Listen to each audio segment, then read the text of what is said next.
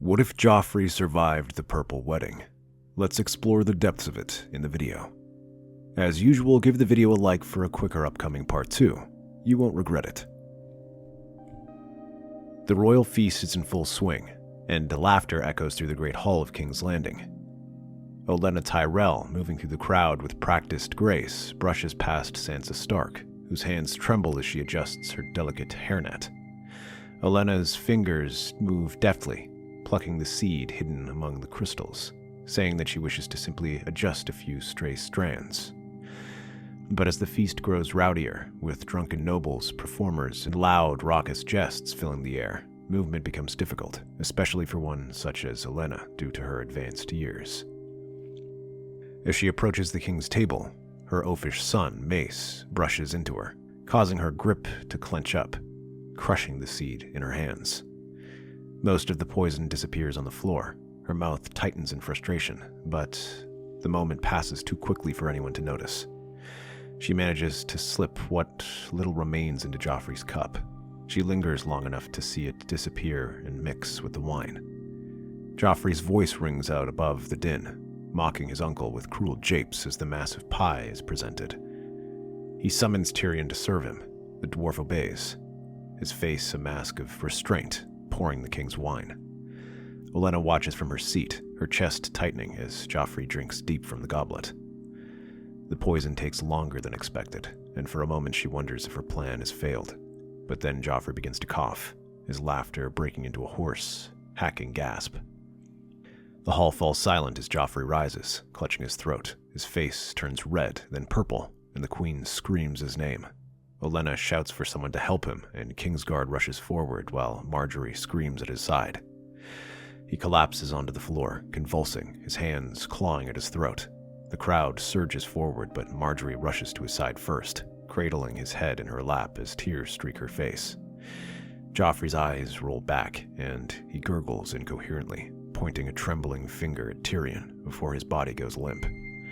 Gasps ripple through the hall, and the Kingsguard form a protective circle around their fallen king. Tyrion, it was him. Arrest him. The accusation spreads like wildfire, and Lannister guards seize Tyrion. Olenna remains seated, her face impassive as Pycelle hurries to check on the king. To his surprise, he finds a pulse, one weak and unsteady, but present. Olenna grips the tablecloth in front of her.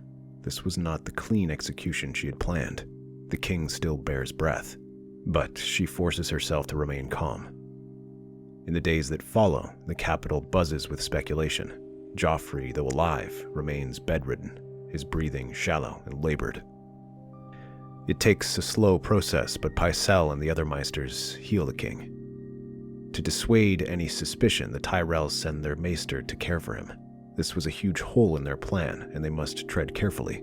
Meanwhile, their investigations lead them to suspect that poison was used, leading them to believe Tyrion poisoned the cup while serving as Joffrey's cupbearer, and he is imprisoned. Unfortunately, this also means that trying to strike at him again is risky. With many believing the assassin is already in custody, trying to poison him again will only raise suspicion, and he is watched at all times by his mother or the Kingsguard. Instead, Olenna switches tactics and decides to make the most of this opportunity by making Margaery invaluable. Margaery scarcely leaves his side, her delicate hands tending to him with apparent devotion. She dabs his brow with a damp cloth, feeds him sips of broth, and whispers words of comfort that make even the hardened maids weep. Joffrey, weakened and vulnerable, clings to her presence. Each time she smiles at him, her eyes shimmering with feigned tenderness. He seems to soften, his cruel edges dulled by her unwavering care. But few pay attention to this, as all eyes turn to the Lannisters. With Tyrion awaiting trial, Tywin tries to maintain his control over the capital. He uses his edicts, preventing any of the small folk from mentioning this effort, ensures that food flows into the city, and meets with his bannermen who help maintain security. Among the groups they pay close attention to are the Sparrows, victims of the War of the Five Kings, who are flocked to King's Landing to demand justice for the terror inflicted upon them and the small folk.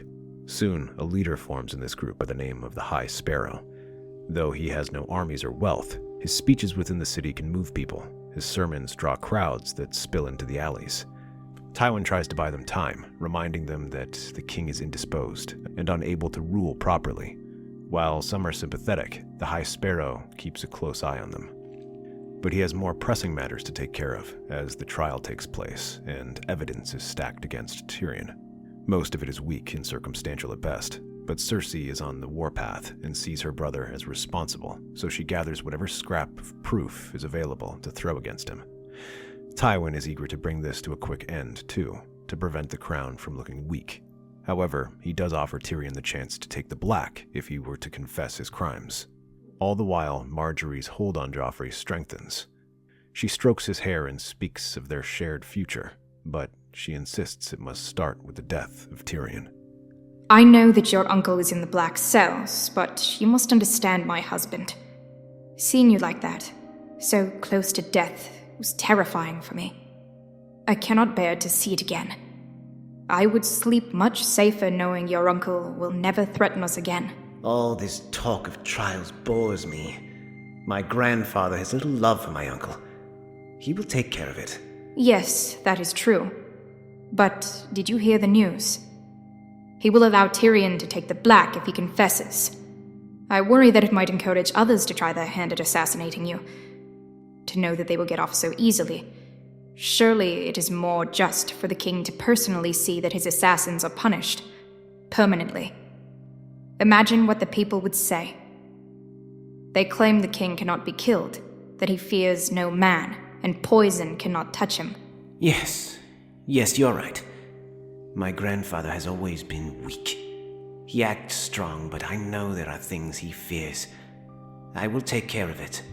As the trial winds down and the last evidence is gathered, Joffrey makes an unexpected appearance. Although Tyrion has considered the offer of clemency, Joffrey decides that this is no longer on the table. As a result, Tyrion will face the executioner's block. Furious and desperate, Tyrion calls for a trial by combat. To everyone's surprise, Oberyn Martell volunteers as his champion to face off against Gregor Clegane. However, Joffrey refuses to even let Tyrion get the chance of a trial and wants him dead no matter what. With some slight hints from Margaery, Joffrey has Boros Blunt poison Tyrion's food the night before his trial by combat. The poison Margaery suggests is slow-acting, so when Oberyn Martell is defeated, Tyrion dies the night after. Tyrion's death is labeled a coward's act, a self-inflicted end upon realizing his champion had failed. Margaery smiles faintly as Joffrey gloats, basking in his twisted triumph, ensuring that the last loose end in this plot is dealt with. With the trial behind them, Tywin turns his focus to rebuilding alliances. Cersei, much to her outrage, is informed of her new match, Olenna Tyrell.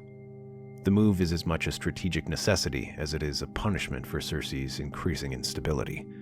Her protests are met with Tywin's unflinching authority, who simply says that it is her duty and even goes as far as to send her back to Castlereagh Rock in preparation for the ceremony.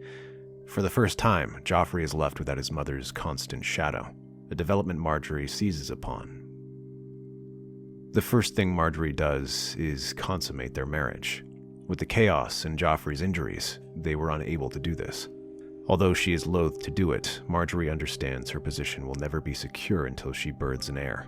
But unlike Sansa, Joffrey has a greater attachment towards Margaery, who, after weeks of tending and whispering kind words to his ear, now has Joffrey wrapped around her finger. Meanwhile, the faith continues to grow in influence, their sermons spreading unrest in the city. The High Sparrow emerges as their figurehead, preaching against the excess of nobility and calling for a return to morality and justice. He lists the countless abuses of the wolves and lions during their war and recounts stories of destruction and depravity. The Sparrows gain a foothold in the city, and whispers of discontent begin. Although rebellion is not yet a major risk, the citation cannot go unattended. Tywin moves quickly, attempting to surpass their influence. He works to arrest more vocal Sparrows for certain offenses, real or imagined, and works to keep the city fed to prevent a full-blown rebellion from beginning. However, for the most part, he allows them to gather. But Margaery plays a subtler game. She begins appearing at charitable events, her presence drawing crowds as she donates food, coins, and supplies to the downtrodden. One day she is visiting an orphanage, another day she has her servants help her repair destroyed fishing boats, and others still claim she visits the Sept of Baelor to hear the plight of visitors. Rumors swirl that the Queen herself has attended Sparrow's sermons in disguise, a whisper that Marjorie carefully nurtures. One day she allows herself to be discovered at one such sermon, creating a minor scandal. Do you think this is a game, girl? Attending Sparrow sermons? You make the crown appear weak, divided. I was only trying to help, my lord. I thought if I could gain their trust, perhaps I could learn something valuable. Something that might aid our cause. Aid our cause? There is no our cause. This is not your responsibility, and you are not a spy, Lady Marjorie. You are a queen. You represent the crown. Every action you take reflects on this family, on the throne. Do you have any idea how your actions undermine us? The Lannisters and the Tyrells must present a united front. There cannot be even the perception that one side is aligned with the Sparrows over the other. Marjorie falls to her knees suddenly, sobbing and shaking her head. She trembles and wipes tears from her eyes. Forgive me, my lord, but I see now that I overstepped. I only wish to serve the realm and my family. Your intentions mean nothing if they weaken the crown. This insolence is at an end. I did not trade my daughter for another fool of a queen. And make no mistake, you are not my blood. For a moment, there is a flicker of anger in her eyes, but she then bows her head, folding her arms as she leaves the room. Outside, Sir Loras is waiting for her, his eyes staring at her. Did he hurt you? If he so much as touched you, Marjorie, I swear I'll kill him myself. No, I'm fine. Truly. He just spoke harshly. That's all. You don't have to protect him.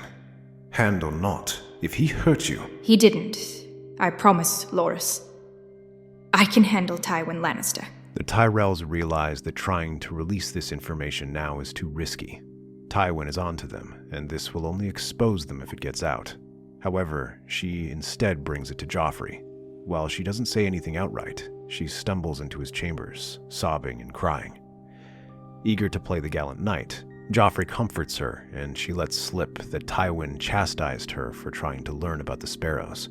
However, she is careful to make it seem as though she's doing so out of concern for him, because she sees their growing influence, hinting at Tywin's weakness. Joffrey is outraged about the treatment of his queen, and by the Sparrow's insolence. Without any consultation from Tywin or the small council, he orders the Gold Cloaks to arrest the Sparrow's leader. Among these is the High Sparrow, who was murdered during the altercation. The resulting violence spreads through the streets. Tywin tries to do damage control, releasing leaders and berating Joffrey, but it is too late.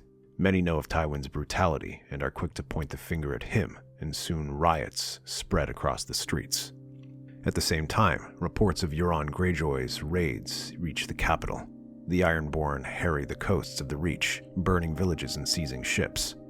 However, the Red Wine fleet, well prepared and bolstered by Tyrell resources, strikes back.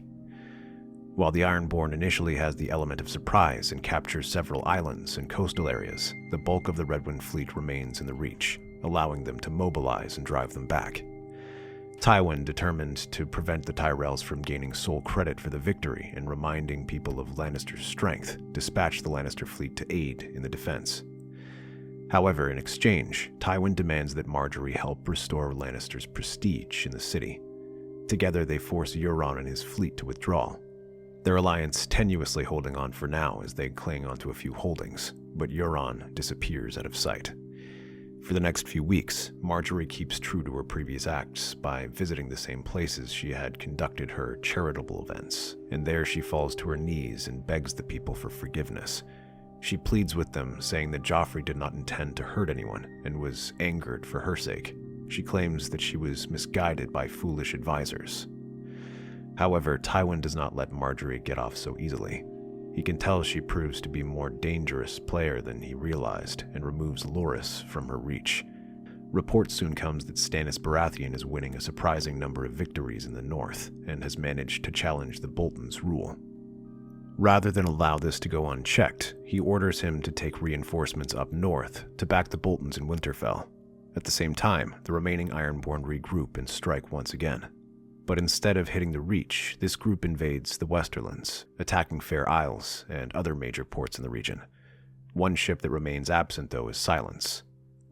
While the bulk of the Red Wine and Lannister fleet remains in the Reach, protecting its shores from its earlier raids, Euron's smaller forces slip through the cracks.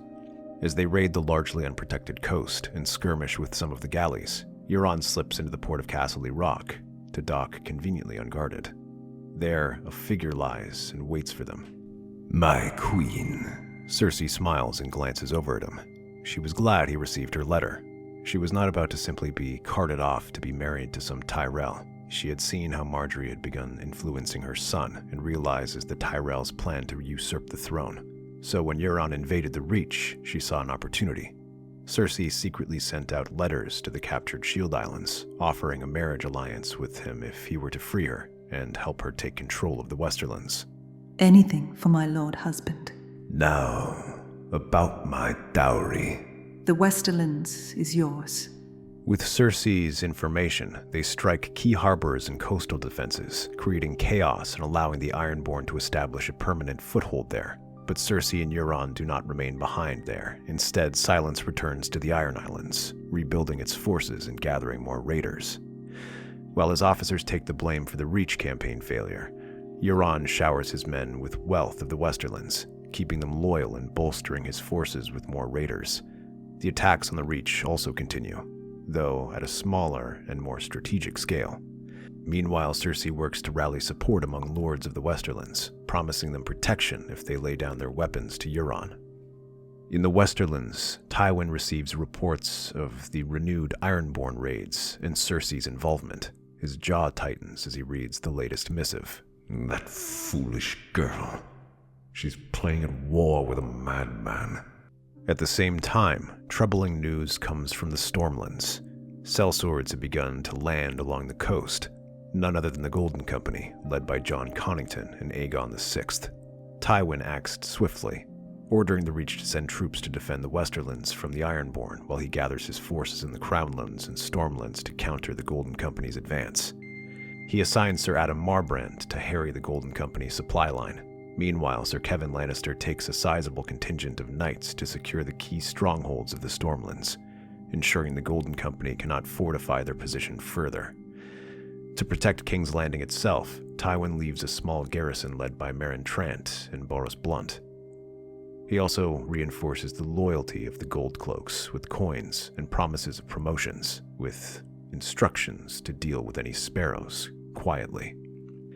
Once his forces are gathered, Tywin leads a careful, coordinated campaign in the Stormlands. He uses the information provided about Adam Marbrand to meet the Golden Company. While he doesn't risk open battle, he does block their advance and capture any town that refuses to swear loyalty to them. Several skirmishes break out across the region, but these are small and favor the Westerosi, who have more soldiers. This gradually wears down the Golden Company, while maintaining control over supply routes and key passes. In the Westerlands, the Reach forces begin arriving to reinforce the Lannister defenses. The combined strength of the Tyrell bannermen and Lannister forces successfully pushes back the Ironborn in several key battles, reclaiming smaller harbors and villages that have fallen under Euron's control. Though Euron retreats before they can catch him in a decisive battle, Tywin knows the Ironborn will remain a threat as long as they can slip away to the safety of the Iron Islands. More importantly, Castle Rock is effectively their possession, as Cersei allows the Ironborn full access to it. Through his decisive actions, Tywin stabilizes the Westerlands and halts the Golden Company's advance into the Crownlands. Yet he knows this is only the beginning. The Ironborn remains a constant menace. The Reach's support is tenuous at best, and the Golden Company's presence in the Stormlands is a rallying point for those who oppose the Lannisters' regime. Tywin's strategy has brought him time, but the cracks in his empire are growing wider with every passing day. But as Tywin wages war on multiple fronts, Margaery sees an opportunity. Varys, the master of whisperers, comes to her one night. The realm loves its whispers, and a well-placed rumor can be more devastating than 1,000 swords. Your king seems to like a good story as well. Marjorie listens carefully to the stories Varys weaves. Tywin Lannister is secretly allied with Euron Greyjoy, that he promised his daughter to the Ironborn King in exchange for their raids on the Reach to weaken the Tyrells. The attacks on the Westerlands are merely distractions to lure the Reachmen out. Tywin's true goal is to overthrow Joffrey, whom he sees as too willful with Aegon VI. Varys has his little birds spread these rumors across the streets, to every potshop, inn, and brothel in the city. At first, Joffrey scoffs at the rumors, dismissing them as nonsense. But Marjorie plays her part masterfully, planting seeds of doubt in his mind. The stories are ridiculous, of course, but the people are frightened. They see the chaos in the realm, and they want someone to blame. It doesn't help that Lord Tywin has been so secretive about his plans lately. He has twice the men as the Golden Company, and yet he doesn't give battle. Same with the Sparrows. It was you who brought them low, not him. My grandfather serves me. He doesn't make plans without my approval. But the people don't know that. And if these rumors continue, they could undermine your reign. Perhaps it's time to show the realm that you are in control. Over the next few weeks, Marjorie continues to stoke Joffrey's paranoia, subtly suggesting that Tywin's growing army and unwillingness to defeat the Golden Company decisively is a sign of his cowardice or disloyalty. Finally, Joffrey makes a dramatic decision. He dismisses Tywin as Hand of the King, naming Mace Tyrell in his place. Marjorie hides her satisfaction behind a mask of concern as she watches Joffrey announce the change to the court. When news reaches Tywin, he is furious and begins marching back to the Westerlands to secure it and begins to rebuild. If he is to make a comeback, then he must first deal with his daughter. The army is left under the command of Adam Marbrand, who manages to hold off the Golden Company but fails to secure the decisive blow. The low hum of candlelight fills Marjorie Tyrell's chambers as Varys steps through the hidden passage, his silken slippers barely making a sound against the stone floor. What brings you here tonight, Lord Varys? I come, your grace, bearing whispers. Whispers of a truth long buried, yet still fresh. Speak plainly, Lord Varys. The strangler poison, my queen. The same poison that nearly claimed his grace's life at your wedding feast. Though many have forgotten, my little birds have not. Your husband's survival may have been a blessing to some, but to others, a missed opportunity. But some opportunities may strike twice. What are you suggesting? I suggest we not let this oversight become a greater liability. The boy is impulsive, cruel, and unpredictable. I can control him. Joffrey listens to me. Ah, yes. Well, Queen Cersei and Lord Tywin thought the same too. But the king is a viper coiled beneath your hand. And what would you have me do? Slay him myself? Not at all. We are at war, and men die in wars all the time, even kings. But should the king perish, the queen cannot be expected to rule on her own. Why not turn enemies into friends? This Aegon VI, the king the Golden Company rallies behind. He is young, charismatic, and by all accounts, noble of heart. You would have me betray my husband for a pretender? Would not regicide count as betrayal? It would be a shame if such a rumor were to get out. Why waste all of that work if Joffrey were to meet an untimely end? You would remain queen. And should Aegon rise to take the throne, a union would solidify his claim. And how would this be achieved? Leave that to me. Days later, Joffrey insists on riding to the Stormlands to take command of his forces, accompanied by a contingent of his Kingsguard. Marjorie sees him off at the gates of the Red Keep, placing a hand on his shoulder and a kiss on his cheek. Be careful, my king. The realm needs a strong king. Joffrey smirks, ever the arrogant boy, and rides off without a backwards glance. Marjorie watches him disappear into the distance, her expression unreadable. Unbeknownst to Joffrey, Varys has already leaked the details of his travel route to John Connington and Roland Duckfield. Days later, as his small party rides through the Kingswood on its way to the royal camp, they are halted by a flight of arrows. One of them strikes Sir Boros, who struggles to remain mounted. Meanwhile, Sir Meryn rushes to shield Joffrey. From the trees, men of the Golden Company come rushing out, swords and axes at the ready. At their head is Jon Connington and Roland Duckfield. The two of them cut through the guards. Sir Roland meets Sir Meryn. The clash is quick but brutal, as Sir Roland batters him with his warhammer before finishing him off with a blow to the head. Joffrey is captured by Jon Connington, where he is taken to Weeping Town and beheaded. When word of Joffrey's death reaches King's Landing, the city erupts in chaos. Margaery mourns publicly, draped in black and shedding tears for her late husband. Behind closed doors, however, she pens a carefully worded raven to Aegon VI, offering an alliance. She frames her proposal as one of mutual benefit, emphasizing her popularity with the people and her role as queen. The Golden Company, eager to secure the alliance of House Tyrell, accepts. With the Queen's support, Aegon VI gains the legitimacy he needed to consolidate power. The Reach forces aiding the Westerlands are called, leaving Tywin alone. Kevan Lannister and Adam Marbren are spared, their loyalty secured by oaths to the new king. Meanwhile, Margaery remains queen, framing her angle as a sacrifice of desperation to do what is right and to save her people from needless suffering. But as Aegon VI sits upon the Iron Throne, crowned in gold and flanked by Margaery's grace, shadows gather beyond the realm's sight. The banners of peace flutter over King's Landing, yet far across the sea, a storm brews. A new threat, relentless in its fury, waits in silence, sharpening its claws. And when the time is right, it will strike with fire and blood, shaking the Seven Kingdoms to their core. The game is far from over. That's our theory. If you enjoyed this video, and we know you did, give the video a like for us. At 2,500 likes, a part 2 will be made. Westeros is a land filled with exciting stories and possibilities, and we love exploring them.